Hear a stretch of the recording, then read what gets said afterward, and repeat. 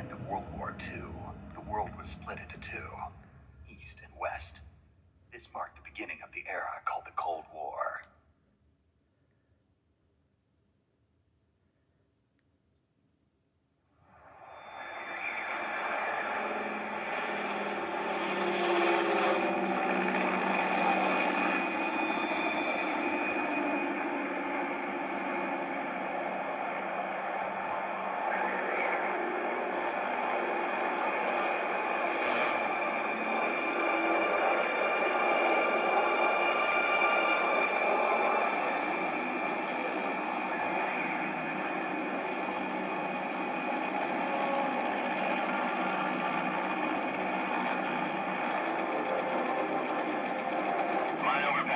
Altitude 30,000 feet.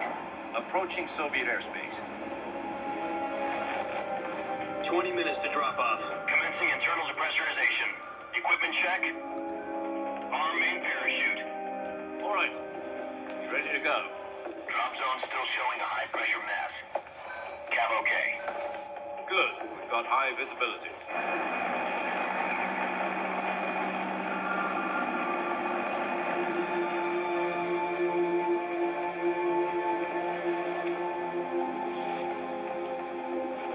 Put out that cigar. Connecting oxygen hose to interior connector. Put on your mask.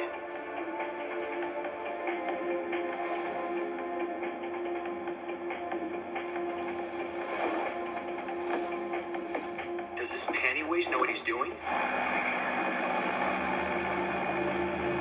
Approaching release point. 10 minutes to drop off. Hey, are you deaf? He said put out the cigar and put on your mask.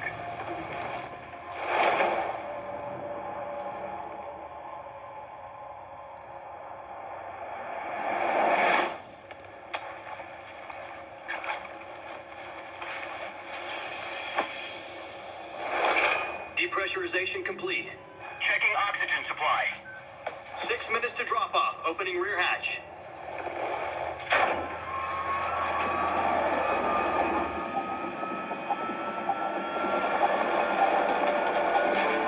Sunrise.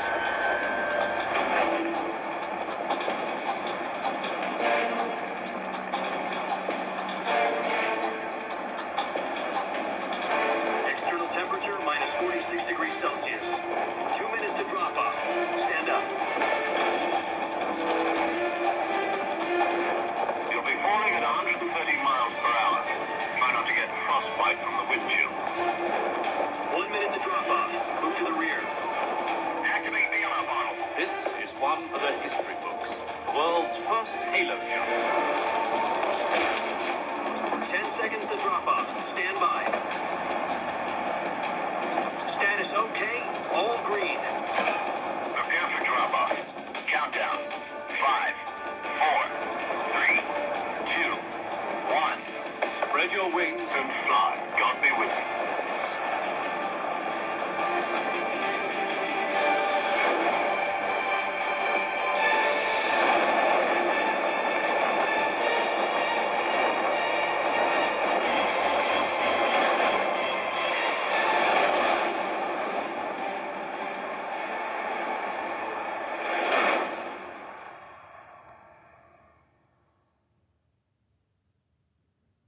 Jack, I've got some important news. The head of the CIA has finally given us the green light for the virtuous mission. Virtual mission? No, the virtuous mission. The future of our Fox unit depends on it. If it succeeds, we'll be officially organized into a unit. Virtuous mission?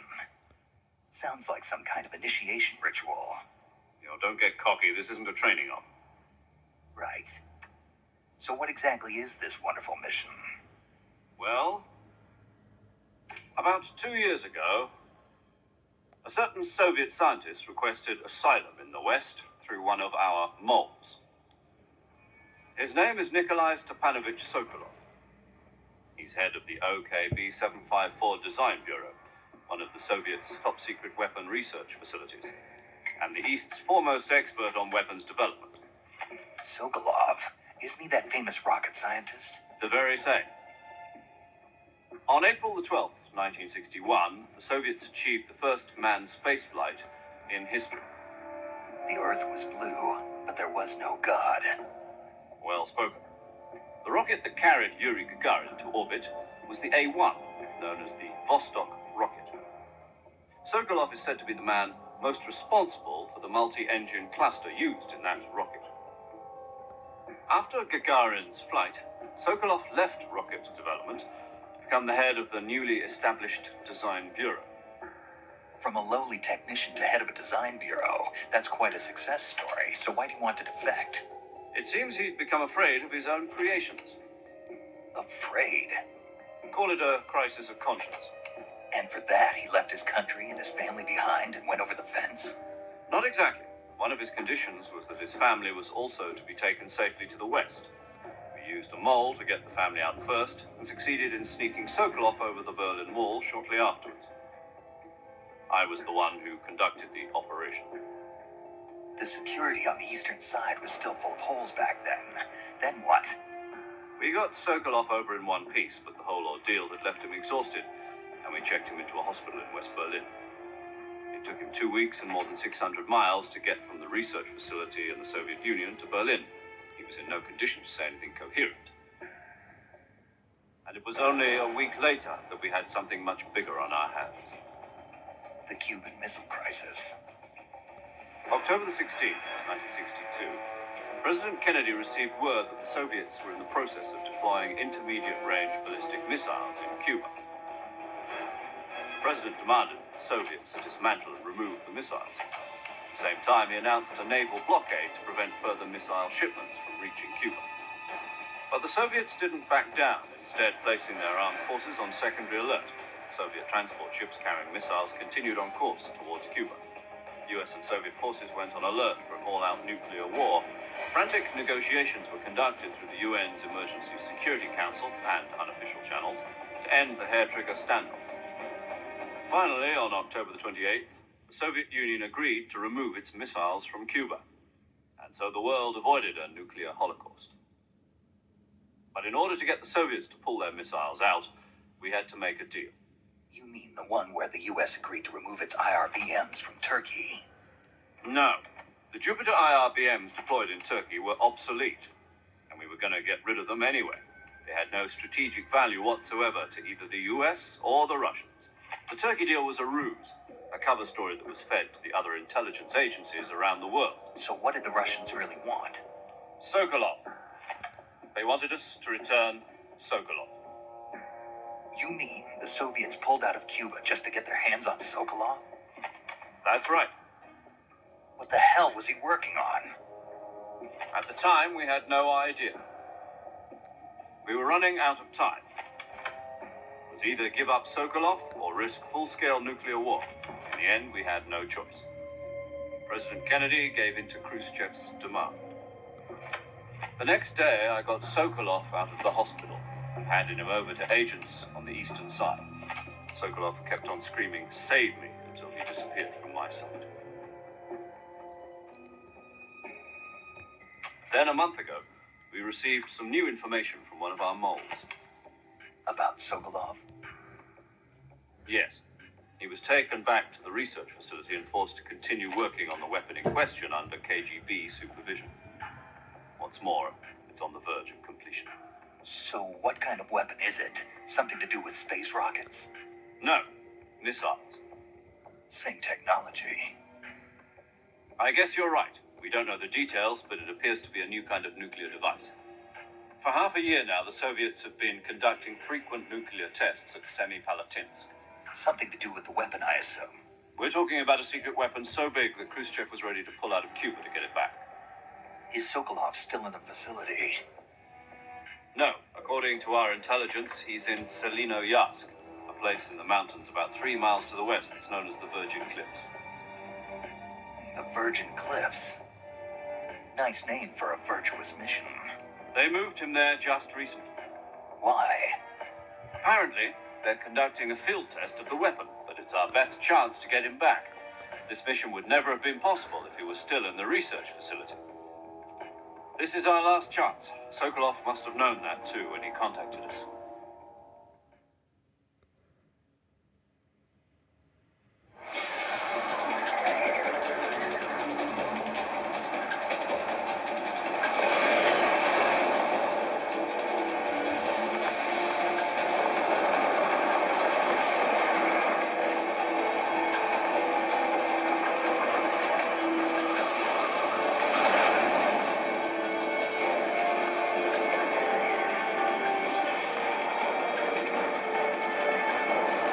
Listen up, Jack. Your mission is to infiltrate Selino Yask in the Soviet mountains, ensure the safety of Sokolov, and bring him back to the West.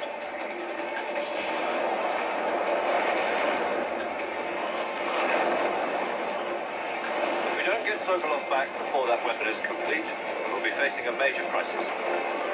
The clock is ticking.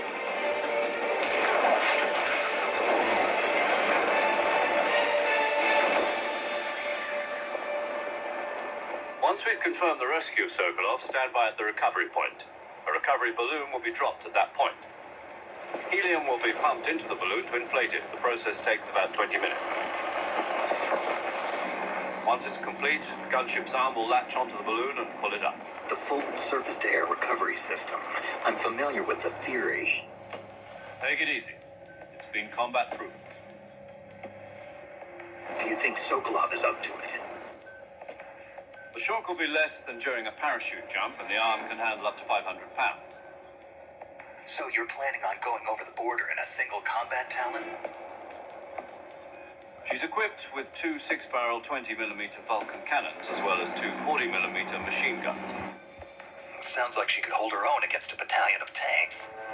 Even with the fuel in the reserve tank, we're facing a 4-hour time limit. If all goes well, it shouldn't take more than a few hours. Home in time for dinner.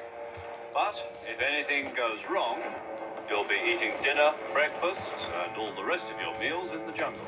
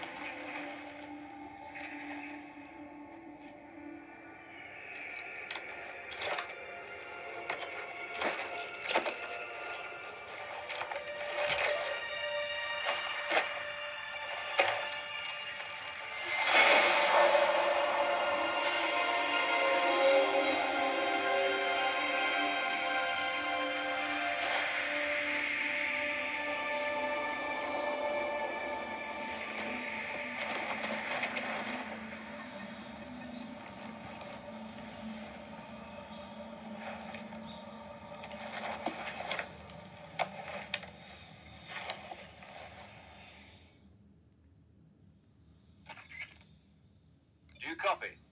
You're already in enemy territory, and somebody might be listening in. From here on out, we'll be using code names to refer to each other. Your code name for this mission will be Naked Snake. I'll be referring to you as Snake from now on. You're not to mention your real name. Snake? Oh, you don't like snakes? What do you mean? You've eaten one before, haven't you? In survival training. I'm glad to hear that. I don't know if I'd ever order one in a restaurant, but... Be careful, you might not have a choice. What about you, Major? What should I call you? Let's see. I'll be Tom. Call me Major Tom. This will be a sneaking mission. You must not be seen by the enemy. You must leave no trace of your presence.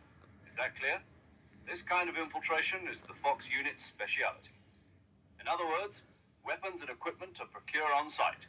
That goes for food as well. You're completely naked, just as your name implies. Great. Now I see why you asked me if I like snakes. I suppose calling me Snake was your idea of a joke, too. No, there's a good reason for that. I'll tell you later when the time is right. Gotcha. Getting back to the subject, how exactly am I supposed to feed myself? You've been issued a knife and a tranquilizer gun. Use them to hunt for food. You'll also find some medical supplies in your backpack. Yeah, about the backpack. I lost it in a tree on the way down. I see. Well, you'd better go back and get it then. You know where it is? No problem. I can see it from here. It's stuck on a branch. To climb a tree, stand in front of a tree that's covered in ivy and press the action button. I'll be monitoring your progress over the radio.